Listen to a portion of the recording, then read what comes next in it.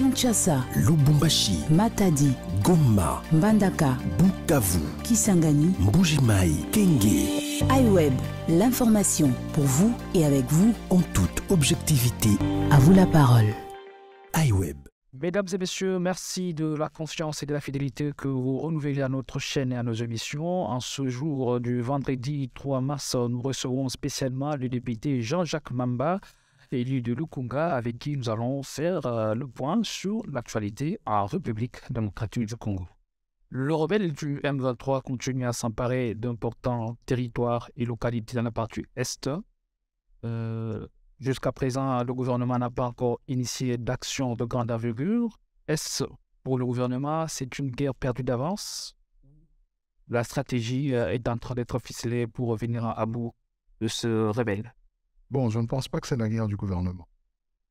C'est une guerre qui est faite dans notre pays. Et c'est une affaire qui concerne tous les Congolais.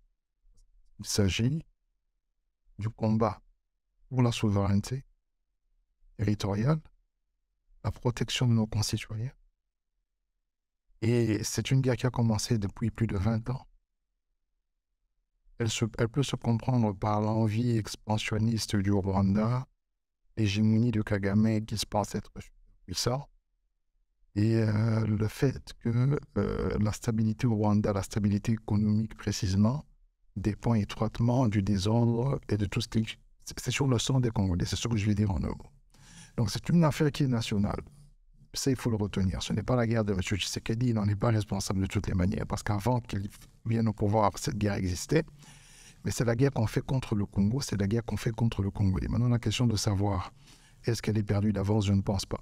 Je pense que nous sommes en face d'une personne qui n'a pas la mesure des risques qu'elle prend, parce que je pense que M. Kagame a réussi effectivement à contenir toutes les contradictions internes, notamment son opposition avec les Hutus, parce que les Tutsis sont une ethnie minoritaire. Moi, je suis de ceux qui pensent que nous sommes tous des Africains, mais il y en a qui s'attellent, et précisément lui, à chaque fois, il a la rhétorique des Tutsis, le génocide, il aime bien les positions victimaires. Mais il est assis sur une poudrière parce que d'un moment à l'autre, ça peut basculer. Et donc, au lieu de chercher l'accalmie, il est en train de soutenir cette rébellion qui tente même de s'emparer de Rubaya. Lorsque vous voyez aujourd'hui la balance des paiements, la balance commerciale, on va dire comme ça, du Rwanda, sont devenus exportateurs de coltan, ainsi de suite.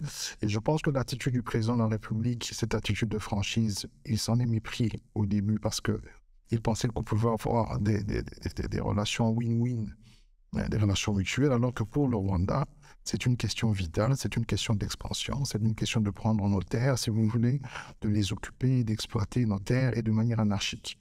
Au lieu de le faire dans un cadre concerté, nous pourrions accepter que des étrangers, pas seulement des Rwandais, des Burundais, des Tanzaniens s'installent ou s'établissent dans notre pays, qu'ils payent les taxes qu'ils doivent payer et qu'ils organisent les activités économiques comme ils peuvent le faire. Oui, en matière de commerce international, il n'y a pas de limite. En France, il peut venir au Congo et faire son affaire. Donc, au lieu que ça se fasse dans un cadre concerté, M. Kagame veut employer la méthode forte en nous imposant son dictat, en faisant des revendications qui datent de 1885, entre guillemets, de manière subline. Vous avez suivi sa dernière interview. Il dit que le problème est ailleurs. Non, le problème, c'est la gestion des richesses. Le problème, c'est la gestion des ressources naturelles. Le problème, c'est qu'ici au Congo, il y a une tribu qu'on appellerait Banyamulenge, parce que bon, après, c'est encore sujet à discussion. Mais nous en avons 450, et dans ce pays, le nôtre, contrairement aussi où il n'y a que 2 tribus, nous n'avons pas d'ethnie ou de tribus minoritaires. Nous en avons 450, il y a des Luba, il y a des Basong, et ainsi de suite, et nous avons appris à vivre en paix. Donc voilà ce que je peux vous dire, c'est une affaire congolaise, ce n'est pas l'affaire du gouvernement, c'est votre affaire, c'est notre affaire. Les déplacés, ce sont nos frères et sœurs, et nous devons non se mettre de cœur avec les FARDC, parce que tout Congolais qui meurt au front meurt pour vous, pour moi. Et donc, il faut éviter de nous stigmatiser les uns les autres.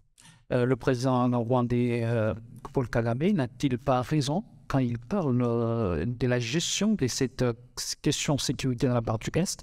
Pour lui, ce problème perdu, tout simplement parce que la RDC est en train n'arrive pas à généraliser le problème pour le gouvernement congolais ou pour la République démocratique du Congo. Le problème, c'est tout simplement au niveau de la partie orientale, alors qu'on devait considérer cette question comme une question nationale. Non, écoutez, M. Kagame, c'est un manipulateur. En réalité, Je viens de vous dire que nous avons 450 ethnies. Le Congo ne devrait pas s'arrêter pour répondre aux revendications du M23, autrement identifié comme protecteur, à tendance de protéger ceux qu'on appelle les rwandophones ou les Tutsis. Je veux dire que nous avons 450 ethnies. Les 449 autres ethnies ne vont pas s'arrêter pour régler leurs problèmes. Si toutes les autres ethnies devaient prendre les armes pour faire des revendications, ce pays n'existerait plus. Il est question pour ceux qui pensent être congolais ou ceux qui veulent être congolais ou qui revendiquent être congolais de passer leurs revendications sans faire couler de sang, sans violer la Constitution, en instigant, en organisant des rébellions qui causent, comme vous pouvez le constater, plusieurs dégâts. Donc, le discours de Kagame, ce qu'il a l'habitude de dire, c'est de la pure manipulation. Parce qu'en réalité, il dit que le problème c'est l'Est, c'est pour sous-entendre que le problème remonte à l'époque coloniale, il y a un problème de frontières, ces gens-là se battent pour leur terre. Au fait, on est en train de glisser tout doucement vers son piège, mais nous n'allons pas céder, parce qu'en réalité, la guerre, on peut la commencer, on ne sait pas quand on va la finir. Mais nous avons l'avantage du nombre, nous avons l'avantage de la volonté. C'est vrai que notre armée a été déconstruite, c'est une armée qui est issue de brassage, et donc la chaîne de commandement, généralement, n'est pas très de se reposer sur le terrain. La chaîne de commandement connaît des couacs. Mais nous devons continuer à encourager les efforts du gouvernement, les efforts fournis par le chef de l'État, par tous les Congolais qui s'impliquent, pour, si possible, trouver une solution pacifiée, une solution diplomatique, mais au cas contraire, nous battre jusqu'à la dernière énergie parce qu'il ne sera pas question, alors je dis bien pas question, de renégocier quelconque centimètre de la République démocratique du Congo. Quand vous parlez de la solution à cette question de sécurité, quelle recette vous proposez? Non, mais la recette, c'est d'abord nous-mêmes. Je veux dire que j'entends que le président Macron va arriver ici, je vois l'ERC et tout ce que vous voulez. Moi, ce sont des choses qui ne m'intéressent que très peu. Ce qui m'intéresse, c'est notre capacité à nous organiser, la volonté que nous allons y mettre et les moyens que nous allons y mettre. J'ai encore les derniers chiffres du budget de l'armée. Je crois que dans une prochaine émission, j'aurai la possibilité de les exposer parce que je suis une des COFIN. Nous sommes à 424 millions de dollars dépensés l'année passée pour nos forces armées. Ce sont des budgets qui croissent, c'est 3 fois plus le budget qu'il y a 2-3 ans. Et donc, je pense que l'armée peut monter en puissance, mais comme je le dis, c'est un problème d'organisation. Vous pouvez avoir les moyens, mais si l'organisation n'est pas à la hauteur des moyens que vous mettez, vous n'avez pas les résultats. Donc, aujourd'hui, il y a une problématique, c'est que c'est une guérilla. Le M23 attaque les villages, donc on ne sait pas en même temps faire la guerre et prétendre protéger les populations civiles. Et ça pose un peu des problèmes parce qu'il y a des infiltrations. Et il y a des problèmes ethniques aussi. On ne sait pas exactement identifier qui est qui. Et généralement, les villages, lorsqu'ils tombent, c'est qu'en amont, il y a déjà des infiltrés qui sont dans les villages, qui arrivent avant les rebelles, et ensuite qui font tomber les territoires et les villages. Mais je crois, j'ai bon espoir, on va dire ça comme ça, que la situation pourra s'améliorer. Sur le plan diplomatique, peut-être, mais j'y crois très peu. Mais sur le plan organisationnel, ce dont je suis convaincu, c'est que si nous mettons de l'organisation aux moyens déjà croissants, vous avez vu la question des avions de chasse, tout ça, si nous mettons de l'organisation aux moyens croissants que nous sommes en train de mettre sur pied, je parle du gouvernement, les Congolais, c'est avec l'argent des Congolais, je pense que nous arriverons à bout et nous allons obliger le M23 de venir avec ses revendications sur une voie purement pacifique. Parce qu'ils disent qu'ils sont des Congolais et ils devraient être en mesure, eux aussi, d'accepter qu'on peut résoudre un problème de manière concertée et pacifique. Est-ce que l'arrivée du président français Emmanuel Macron en République du Congo, lui qui est accusé de soutenir cette rébellion dans la partie est du pays, peut ouvrir une nouvelle brèche ici chez nous? Écoutez, moi, le rôle du président Macron, je ne veux pas parler de lui en tant qu'individu, je parle de lui en tant que président de la France. Donc, je vais parler du rôle de la France. C'est un rôle en Afrique qui n'a pas porté beaucoup de bonheur. On n'a pas porté beaucoup de bonheur en Afrique. Les Français n'ont pas apporté beaucoup de bonheur. Ils ont les mêmes mises, par exemple, sur la zone CFA. Vous savez que les réserves de toute cette zone se retrouvent dans la Banque de France. Aujourd'hui, le Mali n'en veut plus de cette France-Afrique. À la tête de la francophonie, il y avait la présidente à la tête de l'Afrique qui est une anglophone, parce que depuis très longtemps, le Rwanda est passé du côté anglophone, mais la France a soutenu depuis la candidature de la Rwandaise. La France a soutenu qu'on devait encore fournir des moyens à l'armée rwandaise. On a donné 20 millions d'euros par l'Union européenne. C'est toujours la même France qui a soutenu cela. Vous aviez vu dernièrement, lorsque le président français y avait un sommet, le président Tshisekedi était là, le président français l'a même snobé. Je veux dire que c'était quand même pas très beau à voir. Il a refusé de lui serrer la main.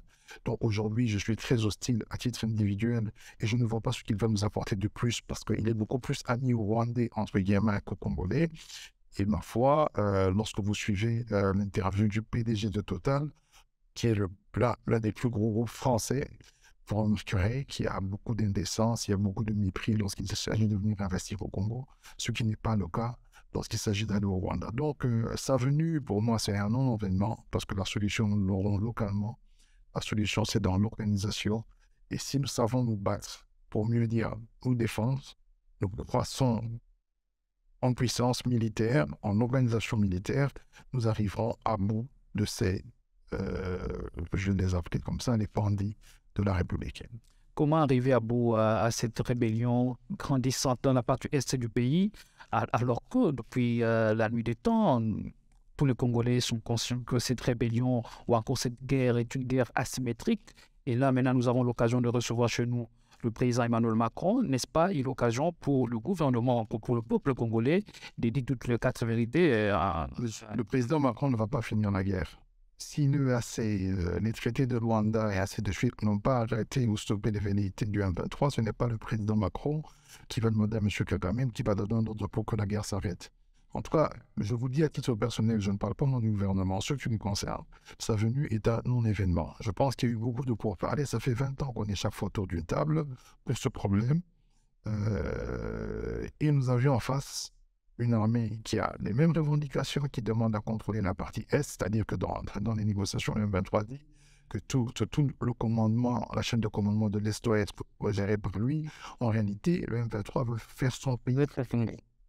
Si notre gouvernement n'a pas accédé à ces demandes-là, c'est parce que c'est quelque chose d'impossible. Nous devons avoir le droit, comme c'était à l'époque du Zaïre, de placer qui nous voulons, là où nous voulons. Il ne faut pas qu'il y ait un groupe d'individus qu'à chaque fois qui aura un souci, qu'ils aient l'impression qu'ils ont une forme d'autonomie et qu'ils ont la main mise sur une partie du territoire national, ce qui est tout à fait inadmissible. Donc, je vous le dis, je vous le répète, en ce qui concerne le président Macron, je ne me sens pas concerné, en tout cas pas du tout. Et je ne pense pas qu'à lui seul, il peut décider de la fin de la guerre, parce qu'ils se battent pour un idéal. Ils ont une raison pour laquelle ils se battent, et je ne pense pas que le président Macron peut répondre de leurs objectifs, peut répondre de leurs attentes. Par contre, nous avons l'obligation de protéger notre territoire, l'obligation de protéger nos concitoyens. Ça reste et ça restera notre responsabilité. Donc, si on vous comprend bien, la RDC ne peut rien attendre de l'arrivée de Emmanuel Macron à la RDC. Je ne dirais pas ne peut rien attendre, mais ne devrait rien attendre. Okay. Ce que nous devons faire en tant que gouvernement, ce que nous devons faire en tant que Congolais, chacun partout où nous sommes, c'est de renforcer notre organisation, d'appuyer, de communiquer notre énergie, notre morale à nos FARDC, de les encourager, de leur montrer que nous sommes derrière eux et de soutenir les efforts qui sont fournis dans le cadre de pacifier et de sécuriser les populations. C'est notre responsabilité, ce restera notre parcelle et ça ne deviendra jamais la responsabilité de quelqu'un d'autre. Quels doivent être les efforts du gouvernement congolais ou de la RDC, je dirais même de toute l'Afrique, quand on sait que l'arrivée d'Emmanuel Macron sur le continent africain s'inscrit dans un nouveau débat par rapport aux relations France-Afrique, les statuts ou encore l'image que l'Afrique avait par rapport à ces États-là peut maintenant changer par rapport à... C'est pas comme une fois on va relancer de nouvelles images. Nous n'avons pas besoin d'images. Nous avons besoin de construire notre pays et nous avons un potentiel qui est largement supérieur à celui de la France, que ce soit en termes de ressources naturelles ou de potentiel humain, parce que nous sommes aujourd'hui à plus de 100 millions. Je veux dire qu'aujourd'hui, l'Afrique doit affirmer davantage son indépendance. Les pays européens, l'Europe occidentale, les Amériques se sont développées, je donne un exemple, elles se sont développées en tuant l'environnement. Et après leur développement, ils sont venus en Afrique nous expliquer que nous ne devons pas polluer, nous devons rester sous-développés. Je pense que nous devons, en Afrique, affirmer notre identité. Nous avons des défis à rencontrer sur le plan économique et maintenant sur le plan sécuritaire davantage. Et qu'aujourd'hui, relations France-Afrique, Russie, Congo, Amérique, regardez, nous étions avec Mike Hammer, il a fait autant d'années ici. Qu'est-ce que cela nous a apporté? Quelle est l'entreprise américaine que vous avez vue? Quelle est l'entreprise française ici qui emploie des Congolais? Vous en connaissez? Moi, je n'en connais pas. Alors que ce sont des entreprises qui sont, lorsque vous allez en Côte d'Ivoire, vous allez remarquer que vous avez Château d'Axe, vous avez Carrefour, et ainsi de suite. Dans la zone CFA, comme ils ont le contrôle de cette économie par leur banque centrale, où sont logées les réserves ou la couverture de change du franc CFA, ils ont beaucoup plus facile d'investir dans ces coins-là. Mais aller penser que nous devrions avoir la main tendue et être en position d'attendre quoi que ce soit de l'Occident, non. Écoutez, ils vous disent, par exemple, d'ici 2035, toutes les voitures seront électriques. Mais ils n'ont pas de lithium chez eux, ils n'ont pas de cobalt chez eux. Ils font comment? Ben, ils font ça à travers un plan de projection où l'Afrique serait, entre guillemets, obligée d'être le fournisseur de grès, de ce lithium, de ce cobalt, ou des fournisseurs de fait ou de force par la guerre et ainsi de suite pour qu'ils puissent l'exploiter. Ils ne peuvent pas prendre des décisions sur des matières premières qu'ils n'ont pas. Donc voyez-vous que cette philosophie occidentale, moi je ne l'épouse pas. Je dis simplement que nous pouvons avoir des relations bilatérales saines, avoir des échanges commerciaux dans la mesure du possible.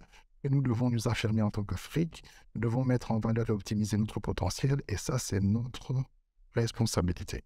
Vous êtes parmi les rares parlementaires ou parmi les rares députés à s'être opposés farouchement à l'appel lancé par l'Assemblée nationale ou encore par le président de l'Assemblée nationale, Christophe Mbosso-Kolia, qui a toujours l'habitude d'appeler les élus du peuple à aller accueillir le président français. Pourquoi cette position? Mais lorsque le président Tshisekedi, le nôtre, en France, les parlementaires français ne viennent pas à l'aéroport pour l'accueillir. Je crois qu'on devrait faire la part des choses. Il est venu voir son homologue peut aller l'accueillir, à la limite quelques chefs de corps peuvent aussi l'accompagner. Et pourquoi devrions-nous, nous, députés, nous déplacer en bus pour aller accueillir un président? C'est de la condescendance, c'est encore l'esprit colonial. Et vous savez, moi je m'oppose farouchement à tout ce qui n'est pas réciproque. Ça veut dire qu'on ne va pas nous demander de faire des choses qu'ils ne peuvent pas faire. Est-ce que votre voix sera suivie? Je ne sais pas s'il y a des députés qui aimeraient bien voir le président Macron et aller faire des selfies avec lui comme l'a fait Fanny. Il pourrait y aller. Voyez-vous, il part en Ukraine, il n'amène pas les musiciens ukrainiens. Comme on sait que l'Afrique est discrète et qu'elle aime danser, et dans la stratégie de communication, on va prendre des concitoyens, des frères, des stars africaines, parce qu'ils veulent faire la tournée avec des stars. Des choses sont tellement sérieuses, sont tellement gravissimes que lorsqu'un président français, qui est la 5e puissance mondiale, peut-être la 2e puissance européenne, trouve mieux, ou trouve intelligent, ou trouve nécessaire de se déplacer pour discuter de ces choses-là avec un groupe de musiciens, ma foi, je peux vous dire que c'est de l'irrespect, c'est de la condescendance, ça c'est mon point de vue, et je ne le tolère pas. L'honorable Jean-Jacques Mamba, peut-être une dernière question sur ces sujets. Il y a un mois, la RDC a reçu la visite du pape François le 31 janvier. Un mois après, c'est l'arrivée du président français Emmanuel Macron. Est-ce une coïncidence, une simple coïncidence ou un fait interpellateur? Non, je pense que la présence du pape était dans son programme. C'est depuis l'année passée qu'il devait venir. Après, le président Macron, après tout ce que vous avez vu, il y a eu même des mentions à l'ambassade. Les Congolais vraiment sont très hostiles à sa visite parce qu'ils connaissent la proximité qu'il a avec le Rwanda ou que la France a avec le Rwanda, au motif que la France devait se dédouaner de sa responsabilité dans l'opération turquoise. Donc, elle ne veut pas condamner, prêcher pour la sanction du Rwanda. Coïncidence ou pas, ce sont des personnalités qui sont venus. M. Macron va arriver bientôt. On ne peut pas mettre la diplomatie de Tshisekedi. Écoutez, comme je vous ai dit, moi, je ne suis pas très porté vers ces choses. Les Américains, lorsqu'ils font la guerre, ils font la guerre pour eux. Les Français, lorsqu'ils parlent, ils viennent en Afrique, ils ne viennent pas pour les Africains, ils viennent pour eux. Parce qu'ils ont des intérêts à défendre. Et nous, les Congolais, moi, Jean-Jacques Mamba, lorsque je parle pour nous. Après, tout ce qui se passe autour, ça ne me concerne pas trop. On va parler cette fois-ci de la situation économique ici chez nous, comme elle évolue depuis 2019, avant d'être la prise de pouvoir par le président Félix Tshisekedi. Et cette situation va de mal en pire aujourd'hui. Quelles en peuvent être exactement nos causes? D'abord, je compatis avec tous les concitoyens. Je traverse cette situation, je vais au marché tous les jours, je fais un peu la ronde pour voir comment les prix flambent. C'est une situation qui est complexe et qui est très difficile pour tout le monde. Donc, j'aimerais quand même participer par solidarité à ce qui se passe et dire que vraiment, nous sommes très, très dérangés par la situation. Maintenant, il peut y avoir des explications. J'ai essayé de me rapprocher de la Banque centrale. j'ai essayé de vérifier moi-même, il y a eu une série de dépenses publiques, notamment à cause de la guerre. Ces dépenses publiques ont été faites au profit de l'armée et elles ont créé ce semblant ou cette inflation que je peux dire superficielle, parce que c'est une inflation qui peut être régulée par la Banque centrale et je suis encore étonné jusqu'à ce jour que la Banque centrale n'intervienne pas alors qu'elle gère actuellement plus de 4,3 milliards de réserves d'échange. Les banques commerciales aujourd'hui n'ont pas de dollars, donc la Banque centrale peut bien réguler cette situation. Mais bon, on vous dira qu'on est en train de voir quelles sont les forces du marché et que nous contrôlons la situation. De manière générale, le cadre macroéconomique est stabilisé. Mais cette inflation a un impact directement sur le panier de la ménager et les gens le ressentent. Donc j'appelle vivement le gouverneur de la Banque centrale à mettre tous les outils à sa disposition en œuvre pour essayer de réguler le marché de change et permettre à ce que les Congolais puissent tenir ce moment qui est quand même difficile. C'est une crise mondiale. Vous pouvez aller à l'étranger, vous allez constater qu'il y a flambé de tous les produits de première nécessité en raison de la guerre en Ukraine. Mais il faudrait bien que notre gouvernement puisse atténuer ces chocs. Et maintenant que la Banque centrale a plus ou moins 2 mois de réserve d'échange, j'espère bien que la gouverneur, si elle suivra ce message, parce que j'ai discuté avec quelques de la Banque centrale, elle a les moyens de réguler la situation en intervenant directement dans le marché d'échange pour freiner l'élan de tous ceux qui, entre guillemets, font de la surenchère. On va prendre La spéculation. naturellement. On va prendre aussi la question liée aux élections générales à la République du Congo qui sont prévues en fin d'année, mais avant tout, devons-nous faire le choix aujourd'hui entre le social, la sécurité et les élections? Non, il faut hiérarchiser. Aujourd'hui, on ne sait pas faire tout simultanément. Les élections, c'est un gros budget dans notre pays. Vous avez vu, on nous a dit par exemple par M. Nanga, lorsqu'il a pris le marché de la machine à voter, enfin lorsqu'il s'est engagé à rendre le vote ou à faciliter le vote par les machines électroniques, il nous a dit que ces machines pouvaient faire 3 cycles. Et ce cycle électoral a coûté plus de 500 millions de dollars. Après les élections, les machines étaient entassées et M. Kaduma vient nous expliquer qu'on ne peut rien récupérer. Il lance un même appel d'offres. Ça veut dire que le budget des élections tourne autour de 500-600 millions à chaque cycle électoral et c'est énorme. Alors, est-ce que nous sommes aujourd'hui en mesure, avec la crise mondiale, de débourser les 600 millions, d'être au front et d'alimenter en logistique nos forces armées pour maintenir le cap et éventuellement, comme on dit, si gagner la guerre, et ils sont aussi en même temps en mesure, simultanément, de réguler le marché de change et de faire en sorte que, par exemple, les investisseurs viennent, qu'il y ait plus de travail, que les gens vivent mieux. Je crois que nous devons en être en priorité parce que c'est une mission qui est impossible. C'est un cercle vicieux, voyez-vous. Une des causes d'ailleurs de la flambée des prix et de la rareté du dollar, c'est que certains miniers ont décidé de ne pas rapatrier les 60%. Parce qu'ils ont l'obligation de rapatrier 60% des devises suite à leur production, à la suite de leur production. Ils disent qu'il y a un risque énorme, il y a la guerre et tout ça, donc ils n'ont pas rapatrié les 60%, nous avons un gros problème. Mais vous voyez-vous, lorsqu'il y a ce genre de problème, les investisseurs ne viennent pas. Un pays en guerre, c'est difficile que les gens investissent parce qu'ils doivent protéger leurs capitaux. Donc nous sommes dans une forme de cercle vicieux et en ce qui me concerne, je considère que nous n'aurons de la calmie des élections saines, transparentes et crédibles que lorsque nous aurons pacifié l'est du pays. Parce que d'après ce que j'ai pu comprendre en regardant la carte, nous avons plus ou moins 25 à 30 000 mètres carrés, 30 000 kilomètres carrés qui sont occupés par la rébellion. Et dans ces conditions-là, aller faire le enrôlement dans les camps de réfugiés, dans les camps des déplacés, on ne sait pas exactement qui en enrôle, parce que ce sont des personnes qui sont déplacées de leur village, généralement sans leur carte d'identité, généralement sans rien, et parmi eux, il y a des personnes qui ne sont peut-être pas congolais, et qui ne sont pas des infiltrés pour contrôler les opérations. Donc aujourd'hui, est-ce qu'il serait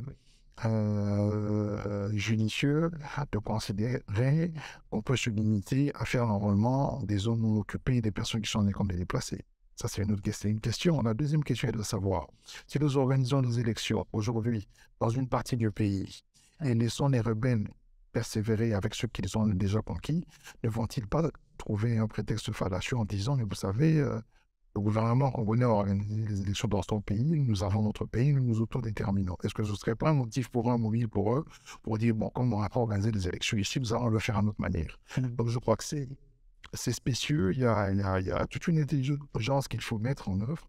Mais je pense, comme ordre de manière hiérarchisée, c'est d'abord la sécurité. Le social peut aller concomitamment parce que le gouvernement doit continuer à fournir des efforts pour que les Congolais vivent décemment. Mais il faudrait que nos frères et sœurs qui sont à l'Est soient mis à l'abri de cette bandit. Et donc, le gouvernement doit davantage investir des moyens pour soutenir la FARDC, pas seulement des moyens, mais de l'organisation, c'est-à-dire que le commandant suprême devrait, à mon humble avis, approcher un peu le bas de l'échelle, essayer de discuter avec ceux qui sont au front, si possible même aller à Goma pour parler avec les motivés, parler avec eux, pour que nous ayons des résultats probants. Ça veut dire que même s'il y a des défaillances logistiques, mais que nos militaires sachent pourquoi ils se battent, qu'ils le fassent avec amour et avec don de soi, avec naturellement l'appui de toute la population. La situation socio-économique reste préoccupante. Il y a quelques mois déjà, que le ministre de l'économie, Jean-Marie Kalumba, a payé les prix de cette situation. Et aujourd'hui, sur le terrain, rien ne semble être amélioré. Est-ce que vous s'accordez à dire que vous, parlementaires, vous ne faites pas convenablement votre travail, ou c'est un signe avant-coureur que vous avez fait tomber à l'ancien ministre de l'économie? Non, vous savez, sur le marché, il y a un principe qui est simple, un principe sacro-saint, celui de l'offre et de la demande. Il y a rareté de certains produits, parce que les faire venir coûte de plus en plus cher. Et cette rareté impacte le prix sur d'autres produits. Je vous donne un exemple. Une maman qui vend des feuilles de manioc, ce qu'on appelle communément le pundu. Mais cette maman doit acheter du savon. Cette maman doit scolariser ses enfants. Donc, elle va adapter, hisser le prix de son produit, de son pundu, aux besoins de certains produits manufacturés qui dépendent étroitement des intrants à l'importation. Et les intrants à l'importation ne dépendent pas du marché congolais, dépendent du marché international. Et quand le marché international est en crise, ça veut dire que ce que nous achetons, nous l'achetons beaucoup plus cher. Et lorsqu'il est répercuté sur ce que nous produisons, l'industriel, il répercute ça sur le prix final. Ce qui fait que lorsque le savon coûte plus cher, la maman qui doit acheter le savon va prendre son fonds d'eau, elle va le hisser au niveau qui lui permettrait d'acheter son savon. Et c'est cet effet d'entraînement qui fait que la situation devient intenable parce que, comme je vous le dis, nous allons en France aujourd'hui, le litre de l'huile d'olive ou de tournesol a triplé, quadruplé depuis la guerre en Ukraine. Ils ont un gouvernement, ils ont un parlement, mais ce n'est pas une question de puissance ou d'intelligence du Parlement ou du gouvernement, c'est une question d'offre et de demande. Le producteur, pour y continuer à produire, il doit être dans des conditions, et il doit s'approvisionner en blé, mais celui qui produit du blé sous les balles, ou celui qui produit du blé en Ukraine ne peut plus produire comme il produisait avant, la petite quantité qu'il produit, il augmente le prix, et le bétail, et ainsi de suite. Bon, au fait, le bétail s'alimente, la viande coûte un peu plus cher. Je veux dire que c'est un engrenage. Cela ne nous donne pas à la responsabilité de notre gouvernement. Le ministre est parti parce qu'il a pensé qu'il pouvait importer du poisson au lieu de renforcer les capacités de nos propres pêcheurs et essayer de voir comment on peut avoir des bateaux de pêche pour produire nous-mêmes ce poisson-là. Il y a toujours la responsabilité du gouvernement qu'on doit mettre en cause. Et à la rentrée de septembre, je suppose que le ministre des Finances, le ministre du Budget, le ministre du Plan, celui qui fait l'intérim du ministre de l'Économie, sera appelé pour nous expliquer quels sont les mécanismes qu'ils mettent en œuvre pour essayer d'atténuer les effets néfastes de la conjoncture internationale. Maintenant, comme je vous l'ai dit, ça ne dépend pas que de nous, mais je ne dédonne pas le gouvernement. On peut certainement mieux faire. Et précisément à l'heure actuelle, la seule institution qui peut réguler, surtout parce qu'il y a beaucoup de spéculation sur le change, c'est la Banque centrale et on en a les capacités et les moyens. Merci. On prend la question en rapport avec les élections en République démocratique du Congo qui sont prévues en fin de cette année. Une question beaucoup plus anodine et directe. Quel candidat comptez-vous soutenir en 2023? Cette question, nous sommes de l'Union sacrée. Moi, personnellement, je suis de l'Union sacrée. C'est une question anodine parce que nous ne sommes pas en campagne électorale, mais en tout cas, l'Union sacrée présentera son candidat et sachez que je vais rester dans l'Union sacrée parce que je suis dans l'Union sacrée. Maintenant, pourquoi je le dis? Parce qu'en ce moment-ci, en ce moment bien précis, je crois que nous sommes tous préoccupés par quelque chose. Ce ne sont pas vraiment les élections. Quoique la Constitution prévoit et nous astreint des délais. C'est la dernière année de notre mandat, nous devons les élections, c'est un besoin. Mais notre pays est fortement agressé et au point, entre guillemets, de faire constater une balkanisation de fait. Ça devrait interpeller tous les Congolais. Donc je pense que nous devrions davantage articuler notre activité politique autour de notre souveraineté, autour de la pacification de l'Est, et éviter aussi, en ce moment-ci, d'ergoter autour des candidatures, ainsi de suite. Moi, je suis de l'Union sacrée, et le candidat que présenterait l'Union sacrée, je le soutiendrai naturellement. Tout récemment, le chef de l'État congolais, Félix Tshisekedi, à Genève, avait fait une incise sur la possibilité du report des élections à raison de la situation qui est prévue dans la partie est du pays. Qu'en pensez-vous? Mais je viens de vous donner plusieurs exemples, les difficultés qu'on a d'enrôler des personnes dans les camps déplacés, les difficultés que nous aurons d'enrôler des personnes dans les zones occupées par les milices du M23. Il n'a émis qu'une hypothèse. Je pense que M. Kadima, qui est le président de la CENI, au moment voulu, suivant le calendrier qui est là, s'il est dans l'impossibilité d'organiser les élections dans les délais, il le signifiera et nous allons en tirer les conséquences. Mais pour l'heure, l'enrôlement se poursuit. Je n'ai pas d'indication sur les targets qui sont prévus et leur niveau de réalisation, mais ce qui est certain, c'est que la Constitution doit être respectée et elle le sera. Mais en même temps, je me dis que ce n'est pas la première fois, entre guillemets, que les élections sont prolongées ou décalées. Ça n'a pas brûlé le pays. S'il y a quelconque raison qui pourrait justifier de manière logique que nous n'ayons pas des élections cette année, je dis quelconque raison, les Congolais en tireront des conséquences. Et si c'est une raison sécuritaire, que je trouve une raison qui est légitime, nous n'allons pas parler d'élection, faire campagne électorale pendant qu'il y a des personnes qui dorment à la belle étoile, qui sont assaillies, qui sont encerclées, qui sont assujetties par des rebelles en provenance soutenus par le Rwanda. Pensez-vous que l'aspect sécuritaire soit une des raisons pour le report des élections, alors qu'on a un gouvernement à prévoir, diriger, gouverner, c'est prévoir? Gouverner, c'est prévoir. Une guerre ne se prévoit pas. Vous conviendrez avec moi. Je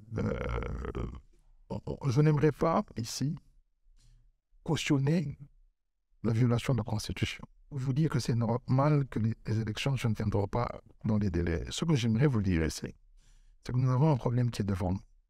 Et ce problème n'est pas des moindres. Prenez la position, mettez-vous à la place de quelqu'un qui est à l'est du pays, qui dort dans un camp des déplacés, qui vous voit faire la campagne pour devenir député, pour devenir président de la République, alors que son problème n'est pas résolu. Se sentira-t-il dans le même pays que vous et moi? Est-ce qu'il ne va pas se sentir abandonné?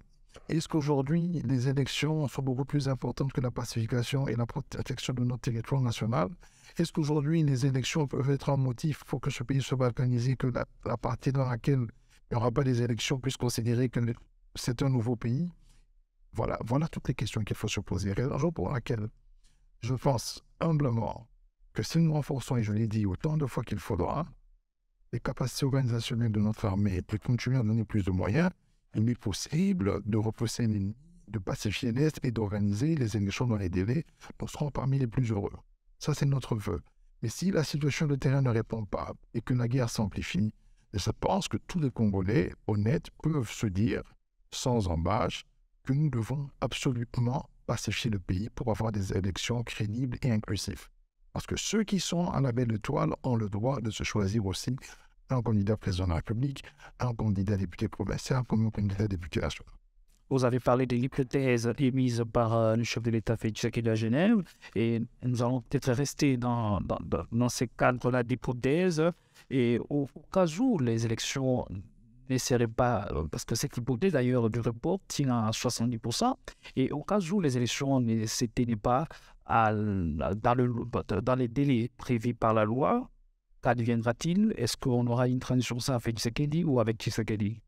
Je ne sais pas vous le dire. Je pense que ce n'est pas une question facile, mais j'en appelle à la responsabilité politique de toute la classe politique. Je crois qu'en 2016, nous avons eu un scénario comme ça, c'est-à-dire qu'il n'y avait pas possibilité d'organiser des élections. Opposition comme majorité ont pris le courage de via une facilitation de se parler, de se dire les choses en face et de s'accorder le temps nécessaire d'organiser des élections, même si elles n'étaient pas aussi bien organisées. Mais je crois que les gens se sont parlé. Est-ce que nous avons des options? Est-ce que nous devrions faire la guerre entre nous alors qu'il y a déjà une guerre à l'est du pays parce que nous ne sommes pas d'accord sur le fait qu'on n'a pas pu organiser les élections dans les délais? Est-ce qu'on devrait s'entretuer pour ça? Je ne pense pas. Et comme je dis que ce ne sont que des hypothèses, on pourrait aussi Imaginez que d'ici le mois d'avril, il y ait et que le Congo soit pacifié et qu'en décembre, comme prévu, nous ayons des élections. Comme je vous l'ai dit, nous serons les plus heureux si la situation se passe comme je viens de la décrire. Entre Félix Tshisekedi, Matata Pognon, Moïse Katumbi, Martin Fayulu et Denis Mukwege, je prends aussi votre collègue député Délice Sanga, lequel présente le meilleur profil possible Chacun d'eux a des spécificités. pour être éligible. Chacun d'eux a des spécificités. Il n'y en a pas qui sont moins bien que d'autres. Ils prétendent tous à la magistrature suprême et je respecte leur ambition. Parce qu'à ce stade, c'est ce que je peux faire. Après, la population décidera. Parce qu'il y aura d'autres candidats qui vont se présenter. Je ne pense pas que la liste est exhaustive. Donc, j'aimerais vous dire ici que je ne suis encore pas dans ce chapitre-là parce que je suis très préoccupé par la situation qu'il y a à l'est du pays. Donc, je ne vais pas ergoter autour des candidatures, des pronostics, parce que je ne pense pas que cette question est primordiale. Mais au moment venu, chacun d'eux s'exprimera et les Congolais choisiront celui qui est le meilleur d'entre eux. Quel conseil donnez-vous à toute la classe politique à 9 mois presque des élections et on a l'impression que la tension monte d'un cran? C'est chez nous. Bon, vous savez, il y a toujours de la surenchère à l'approche des élections, surtout lorsque la situation n'est pas bonne. C'est une opportunité pour les politiciens, mais malheureusement, ils ne viennent pas parce qu'ils veulent résoudre le problème, ils viennent parce qu'ils veulent participer au chapitre. Et c'est comme cela qu'on a des jargons que nous connaissons presque tous. Gouvernement d'union nationale, pour la paix, pour l'unité, l'inclusivité, ainsi de suite. Mais en réalité, ce sont des formules que je considère comme étant fallacieuses et révolues. Parce que comme vous pourriez le constater, lorsque vous avez un idéal et lorsque vous venez défendre cet idéal, par exemple aujourd'hui on parle de la sécurité, je ne fais pas le lien entre résoudre des problèmes de sécurité et le fait qu'on vous attribue un poste de ministre. Mais les politiciens congolais ont cette magie-là, cette capacité de faire le lien entre le partage de responsabilités et résoudre un problème national. Donc j'aimerais bien voir cette fois-ci comment ça va se présenter. Mais moi je trouve que c'est un lien insidieux. On peut bien avec le gouvernement actuel ou avec la majorité actuelle, résoudre un problème en parlant avec les opposants sans forcément être obligé de partager le pouvoir. Mais comme les Congolais, pour eux, lorsqu'on parle de problèmes nationaux, se mettre ensemble, c'est aussi partager ensemble et donc on risque, les mois qui viendront, si cela est le cas, parce que ce n'est qu'une hypothèse, d'assister à cette rhétorique perpétuelle dans laquelle on dirait, écoutez, nous devons discuter, nous devons dialoguer. Mais le dialogue en amont, ce sera, nous avons des problèmes, et en aval, ce sera, nous devons partager des responsabilités. Donc, nous savons cela. Je ne pense pas que nous devons continuer avec des gouvernements de l'Union nationale. On doit changer les lois. On doit avoir des gouvernements majoritaires. On doit avoir 3, 4, 5 partis politiques au maximum pour nous éviter ce que moi j'appelle la théâtralisation de la vie politique. Si l'honorable Jean-Jacques Mamba était conseiller du président Félix Tshisekedi, que lui diriez-vous exactement à cette période troublée de la République catholique? Je souhaite qu'il rencontre les personnes qui sont au front, qu'il leur témoigne l'amour qu'il a pour le pays, qu'il leur témoigne toute l'énergie qu'il met pour qu'ils réussissent leur mission, qu'il leur témoigne l'envie de les voir gagner, et qu'ils soient en contact permanent. Je ne parle pas du commandement, je parle des personnes qui sont au front, qu'il ait la possibilité de parler avec ces personnes. Honorable Jean-Jacques Mamba, la rédaction de RDC vous dit merci d'avoir répondu à ces questions. C'est moi qui vous remercie.